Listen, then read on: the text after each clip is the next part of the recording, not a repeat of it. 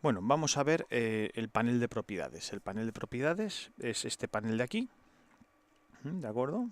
Entonces, aquí tenemos, bueno, una serie de pestañas que nos van mostrando un montón de parámetros. Este panel tiene bastante tela, es uno de los más importantes, uno de los más empleados, bueno, el que más parámetros tiene del programa. Como podemos ver, también las pestañas cambian en función del objeto que seleccionamos. Si seleccionamos la lámpara, nos aparece una pestaña de lámpara. Si seleccionamos la cámara, nos aparece una pestaña de cámara. Si seleccionamos el cubo, nos sale una pestaña de mallas. Bueno, y nos sale también uno de modificadores, el de materiales. Bueno, en función de lo que aquí tengamos seleccionado, si seleccionamos este texto, pues nos aparecería también pues, la pestaña para las fuentes. Vamos a empezar por el primero. La primera pestaña es la pestaña de procesado, ¿no? Para hacer los render. Entonces no vamos a ver todos los parámetros porque son demasiados, pero vamos a ver los más importantes. En primer lugar tenemos tres botones que sirven, pues, el primero para renderizar una imagen suelta, el segundo para renderizar una animación y el tercero para renderizar audio. ¿De acuerdo? Luego tenemos otras dos opciones que en principio no vamos a tocar. Este sería para cuando hacemos un render, procesamos la imagen para cómo visualizarlo. Ahora mismo está puesto en el editor de imágenes, que quiere decir que si yo pulso el render, se nos va a abrir en la vista 3D lo que es el editor de imagen. Y cuando acabemos de hacer el render, pulsamos escape, salimos del editor de imágenes y volvemos a la vista 3D. Pero podemos decirle que también lo abra en una nueva ventana. Bueno, esto en principio es a gusto del consumidor, lo vamos a dejar sin tocar. Conjunto de características soportado, no lo vamos a tocar. Aquí no me sale una opción que sería para seleccionar entre GPU o CPU. Si tenemos tarjeta gráfica, podemos decirle al programa qué queremos que emplee, si la tarjeta gráfica o la CPU del ordenador. Como yo no tengo tarjeta gráfica, directamente esta opción no me sale. Pero aquellos que sí que tengan una tarjeta gráfica soportada, sí que os saldría esta opción. Vale. La siguiente pestaña interesante, las dimensiones. Esta pestaña le va a decir al Blender la resolución de la imagen de salida. Ahora mismo está puesto, como podéis ver, a 1920 en el eje X y 1080 en el eje Y, y a una resolución del 50%. ¿Qué quiere decir esto? Que va a renderizar el 50% de esto. Es decir, una imagen pues de la mitad de 1920 y la mitad de 1080. Esto es una opción, un parámetro que es muy práctico, porque si imaginemos que estamos trabajando en un proyecto en Full HD, en esta resolución, en 1920 por 1080, y estamos haciendo renderes de vez en cuando para ir viendo cómo nos está quedando el proyecto. Bueno, pues si esto lo podemos hacer al 25%, nos haría renderes a un tamaño inferior, a un 25% de la resolución tanto en X como en Y, con lo cual tardaría mucho tiempo, mucho menos tiempo en mostrarnos el resultado. Iríamos viendo si está quedando bien o no. Y una vez que ya sabemos que está bien el resultado, entonces ya subiríamos el deslizador al 100% para renderizar ya en la resolución final. Lo que tenemos aquí, otros parámetros son el rango de fotogramas. Por defecto la animación sale de 10 segundos, es decir, 250 fotogramas, empieza en el frame 1 y acaba en el frame 250, y un intervalo de 1. Quiere decir eso que renderiza un fotograma de cada fotograma.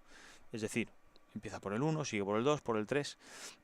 Podemos alargar o acortar la duración de la animación. Si queremos una animación de 5 segundos, pues diríamos, pues empieza en el 1 y acaba, por ejemplo, en el 125. Esto sería a 25 fotogramas por segundo, una animación de 5 segundos. Si quisiésemos que renderizase por algún motivo en particular los fotogramas, uno sí, uno no, uno sí, uno no, pues le decimos intervalo 2. Eso quiere decir que va a renderizar el 1, el 3, el 5 y así sucesivamente. Si le ponemos 3, se renderizará un fotograma de cada 3.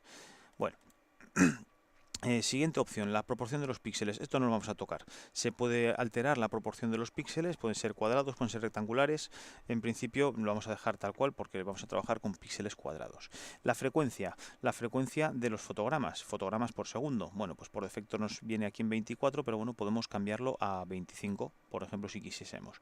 Y luego por último, aquí en este apartado de dimensiones tenemos este desplegable que pone ajustes de procesamiento, y cuando pinchamos aquí nos salen ya una serie de presets ya hechos. Es decir, tenemos por ejemplo HDTV a 720 líneas, o por ejemplo a 1080 líneas. Bueno, incluso hasta podemos crearnos los nuestros propios. Si queremos hacer una imagen, por ejemplo, por decir una resolución cualquiera, 3000 por 2000, por ejemplo, y lo queremos guardar, pues tendríamos que darle aquí al más y le damos un nombre, pues 3000 por 2000, por ejemplo, y le damos a aceptar. ¡Pum! Y ya hemos guardado este ajuste nuestro, 3000 por 2000. ¿De acuerdo? Bien, entonces, siguiente opción, aquí metadatos. Esta opción sirve para incrustar en la imagen procesada una serie de informaciones que nos pueden ser útiles, como el tiempo, la fecha, el tiempo de procesamiento, el número de fotograma, el nombre de la escena, la cámara que se ha empleado, la información de la lente de la cámara, el nombre de archivo, etcétera, etcétera, etcétera. Hasta podemos añadir notas. Vamos a verlo. Yo, por ejemplo, tengo todo esto aquí activado. Vamos a activar estampar salida. Tamaño de la letra, por defecto no me sale 12. Vamos a pulsar renderizar imagen. Entonces, como tenemos una cámara ya aquí puesta, podemos ver aquí una serie... Uy, espera, que tenemos la resolución muy elevada. Vamos a cambiar esto a una resolución más pequeña, por ejemplo HDTV, y al 50%. Vamos a darle otra vez a renderizar. Lo renderizamos más pequeñito, veis que tarda mucho menos. Bueno, pues a la salida podemos ver que al haber habilitado estampar los metadatos en la salida, nos sale pues eso, el nombre del archivo sin nombre, la fecha, la hora, el tiempo renderizado, el código de tiempos, el número de fotograma, la cámara y la escena. Bueno, esto es importante porque yo os voy a pedir que en vuestros ejercicios le añadéis una nota. Esta información la podéis quitar si queréis, esto me importa menos. Si lo queréis dejar puesto, lo podéis dejar puesto, no molesta para nada. Pero en la nota quiero que pongáis vuestro nombre. Yo me llamo así, entonces yo en la salida voy a incrustar mi nombre, de forma que cuando yo renderice la imagen va a salir mi nombre en algún lado. A ver dónde está. Aquí está, mi nombre está aquí. Por lo tanto, cuando hagáis los ejercicios, en todos os voy a pedir que pongáis, muy importante, el nombre. ¿De acuerdo? Para que yo sepa de quién es el ejercicio. Vale, para esto sirve la salida de metadatos. Obviamente, cuando estamos haciendo una cosa, pues estamos a renderizar una animación para emitir por la tele, o para una película, o para cualquier cosa, el producto final no va a llevar nada estampado. Entonces, esto tendrá que estar desactivado. El siguiente apartado es el de salida, ¿vale? Aquí en salida le vamos a decir dónde nos va a guardar el producto del render, es decir, la imagen o la animación. Por defecto sale esta carpeta. Entonces, pues si queremos cambiarla, pues le tenemos que ir aquí, digamos, pulsamos en el icono de carpeta y buscamos la carpeta donde queremos guardarlo. Por ejemplo, aquí en esta carpeta que se llama curso Blender, vamos a añadir una carpeta y vamos a llamarle render. Por ejemplo, subimos, ay, perdón, me he equivocado aquí. Aquí seleccionamos la carpeta, le damos a aceptar. Entonces, no, me he equivocado aquí. Esto tenemos que cambiar, eliminar esto. Perdón, que aquí me he equivocado yo. Entonces le decimos que va a guardar el resultado de los render en esta carpeta. No tiene ningún misterio. Hay más opciones en esta sección de sobreescribir. Esto quiere decir que si está activada esta casilla, si se encuentra un archivo con el mismo nombre, lo va a sobreescribir. Y si lo desactivamos, si le encuentra un archivo con el mismo nombre, no lo va a sobreescribir. Pero tampoco os va a guardar el render, ¿eh? O sea, eso hay que tenerlo en cuenta. Hay una serie de opciones. Bueno, esta es, por ejemplo, para que te añade la extensión o no, la extensión del archivo, si es JPEG, si es MP4, etcétera, etcétera. Y bueno, estas otras dos opciones que, bueno, que no lo vamos a ver ahora mismo, pero vamos, ya lo veremos si nos hace falta más adelante. Luego, en este desplegable seleccionamos el formato de salida. Por defecto viene PNG, es un formato de imagen bastante empleado, pero podemos elegir JPEG, podemos elegir TIFF, podemos elegir, bueno, pues todas estas opciones que tenemos aquí.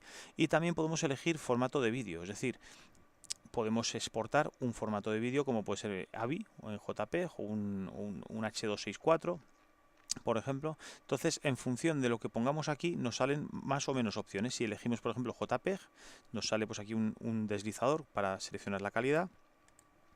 Si elegimos PNG, podemos elegir si va a ser en blanco y negro, si va a ser en color o va a ser en color con canal alfa, si va a ser 8 o 16 bits y la cantidad de compresión que queremos meterle. Si seleccionamos, por ejemplo, un formato de vídeo como puede ser el H264, nos aparecerá pues aquí las opciones pues para blanco y negro o también en color, y aquí abajo otra opción nos sale que es el de la codificación, donde podemos elegir el formato del archivo, si va a ser en AVI, en MP4, si va a ser QuickTime, cualquiera de estos formatos podemos elegir el tipo de compresor, si queremos ir a salida sin pérdida, podemos ajustar todos los parámetros de compresión que tiene, que bueno, dejándolos por defecto no es mala idea, pero bueno. Y luego el códec de audio, si vamos a exportar también el audio, por defecto viene ninguno, así que habría que seleccionarle pues algún sistema de codificación de audio, ya sea PCM, FLAC, MP3, etcétera, y le diríamos también por los parámetros de audio. No obstante, os voy a comentar que a la hora de renderizar, aunque sea una animación, es conveniente siempre exportar en imágenes sueltas. O sea, imágenes en formato PNG, formato TIFF, porque si se cuelga el ordenador o se va la luz en mitad de un render y estáis renderizando directamente una animación, perderéis todo el render que lleve el ordenador hecho hasta este momento. Sin embargo, si estáis renderizando imágenes sueltas, imagínate 250 imágenes y por la imagen 170 se va la luz, pues las 170 que están renderizadas estarán guardadas en el disco duro, con lo cual cuando vuelva la luz o reiniciéis el ordenador seguiréis renderizando desde el fotograma 170 y no desde el principio. Bueno, seguimos bajando. El freestyle no lo vamos a ver para nada. El muestreo sí que es importante. Solamente voy a mencionar de momento que aquí en muestras, aumentando este valor, aumenta la calidad de la imagen de salida. También le cuesta mucho más renderizarla.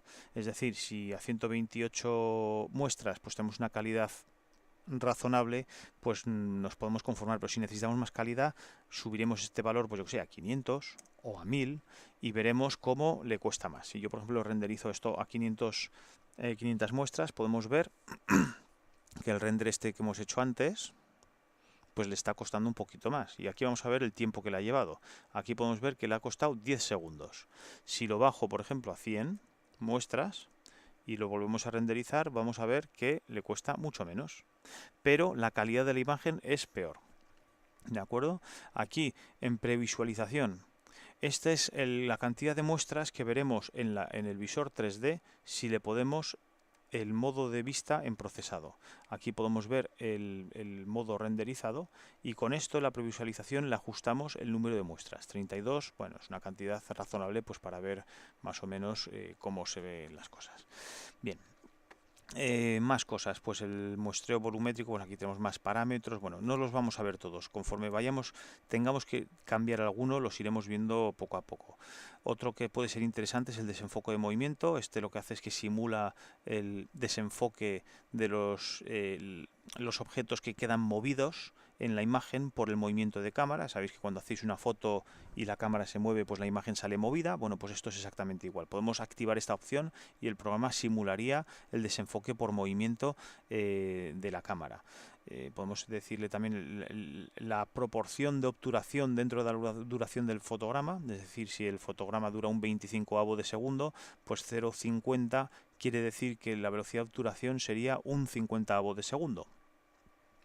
Esto lo podemos aumentar o disminuir. También podemos darle la forma, la curva de obturación. Aquí sale rectangular, pero podemos darle otras curvas de obturación y podemos modificar las nuestras, ¿no?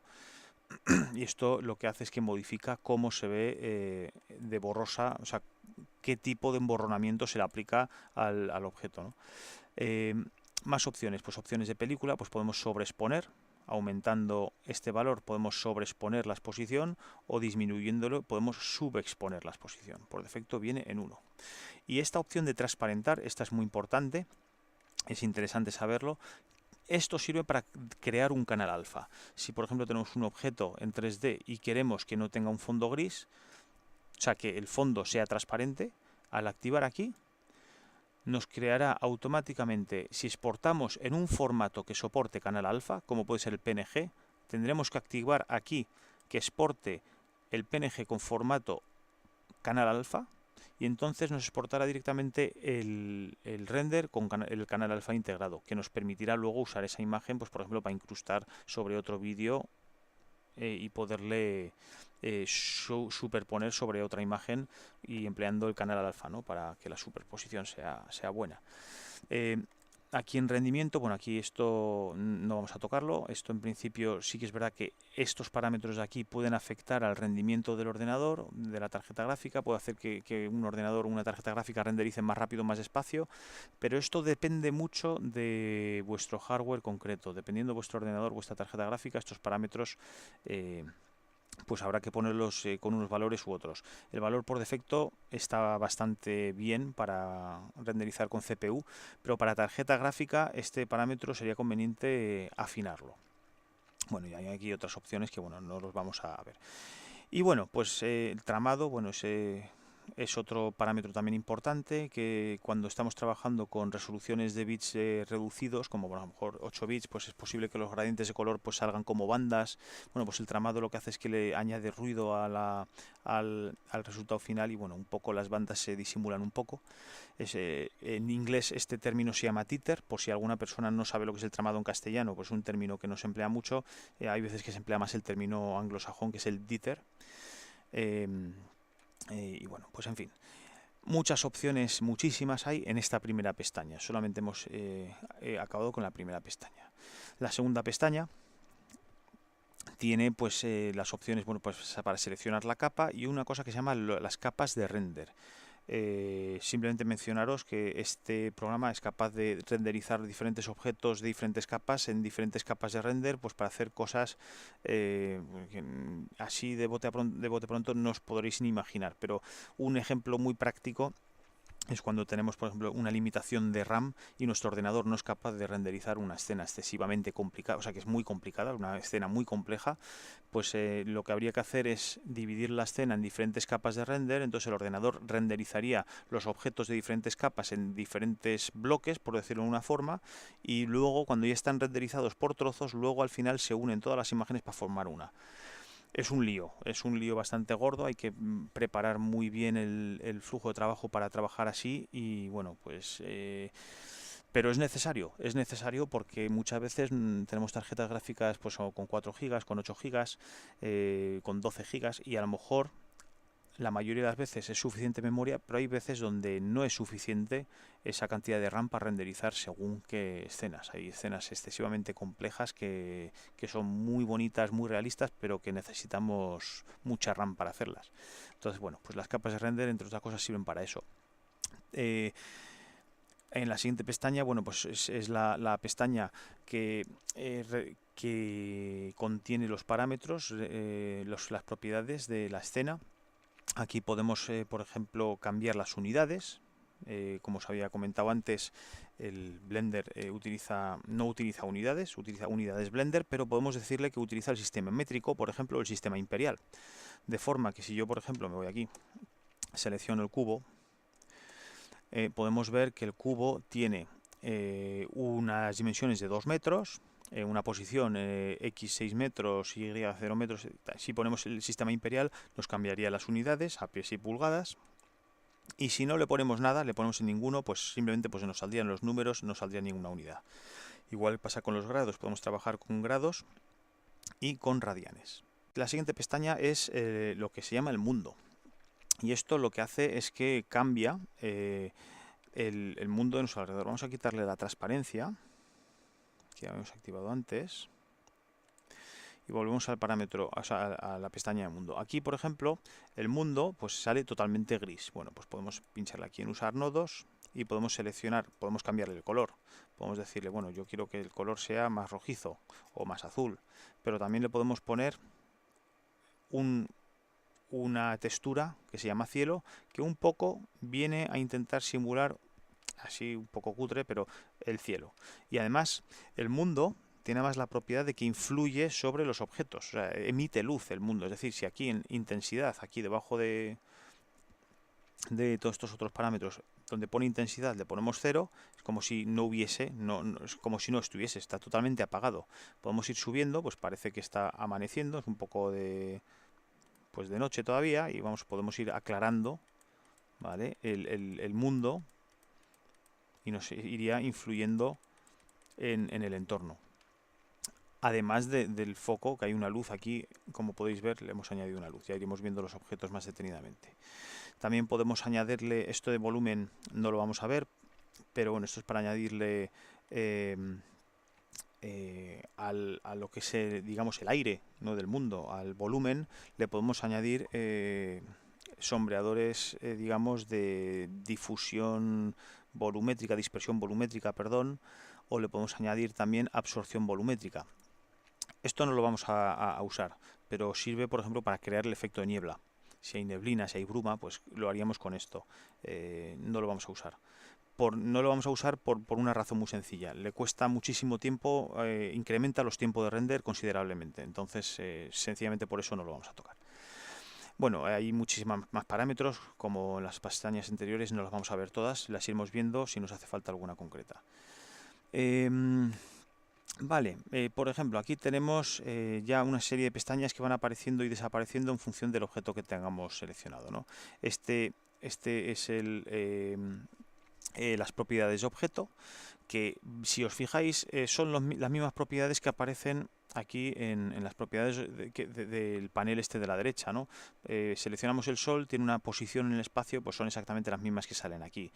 Está en la capa 1, que está aquí, pues también nos sale aquí repetida la información de capas. Hay muchos datos, muchos parámetros que salen repetidos en unos paneles y en otros. Entonces, esta siguiente pestaña de aquí sirve para agregar restricciones a los objetos. Podemos añadir restricciones de movimiento, de rotación o que sigan a unos objetos a otros. Bueno, esto se haría con esta pestaña de aquí. La siguiente pestaña ya es una de las que cambian. Si seleccionamos el sol, pues tenemos aquí, pues vemos los parámetros de la luz, ¿no? Podemos elegir el tipo de lámpara, podemos cambiarlo a una lámpara tipo punto, sol, un foco, hemisférico o un área. Son diferentes tipos de foco, ya los iremos viendo cuando veamos los focos. Si seleccionamos el cubo, pues desaparecen obviamente los parámetros del sol y veríamos aquí más parámetros relativos al cubo, donde nos aparecen también los modificadores que solamente se pueden aplicar a las mallas, o por ejemplo los materiales, para añadirle materiales y que tengan pues diferentes aspectos en los renderes finales de los objetos. El altavoz, por ejemplo, tendría pues obviamente la opción de abrir un archivo de audio y diferentes parámetros pues de volúmenes, niveles, etcétera. Si seleccionamos la curva Bézier, pues tenemos aquí los parámetros relativos a la curva. Si seleccionamos el texto, pues aquí nos aparecían las opciones de texto para cambiar fuentes, etcétera. Luego, por último, tendríamos la pestaña de texturas. Teníamos otra pestaña que sería pues para los sistemas de partículas y una última pestaña que sería ya para la dinámica, o sea, simulación de interacciones de objetos. Bueno, pues ya veis, pues cuerpo blando, fluidos, humos, cuerpos rígidos, ropa, colisión, etcétera, etcétera, etcétera.